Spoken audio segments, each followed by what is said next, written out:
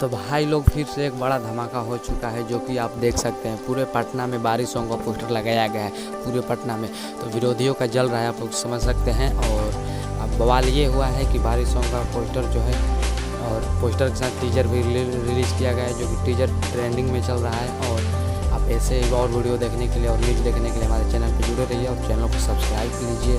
और कुछ भी आप सबको आगे बताते हैं तो वीडियो में एंड तक बन रही है, बहुत ही पावरफुल और मज़ेदार होने वाला है वीडियो, तो वीडियो में एंड तक बन रही है। और चलिए आप तो भाई लोग बारिश सॉन्ग का जो टीजर है रिलीज हो चुका है, जो कि ट्रेंडिंग में चल रहा है। और इसका फुल वीडियो को बात किया जाए तो 9 अक्टूबर 2022 को रिलीज़ किया जाएगा VYRL भोजपुरी चैनल से। तो फुल वीडियो देखने के लिए तैयार हो जाइए। और जल्द ही कल यानी 9 तारीख को भोजपुरी ऑफिशियल चैनल से रिलीज हो रहा है फुल वीडियो, तो आप सब जरूर देखिए। और एक बहुत ही बड़ा सैड सॉन्ग है, जो कि बहुत ही धमाका होने वाला है, क्योंकि टीजर ही ट्रेंडिंग में चल रहा है भाई लोग। तो आप लोग समझ सकते हैं। और नए हैं तो चैनल को सब्सक्राइब करके बेल आइकन। फिर मिलते हैं नेक्स्ट वीडियो में, तब तक के लिए बाय।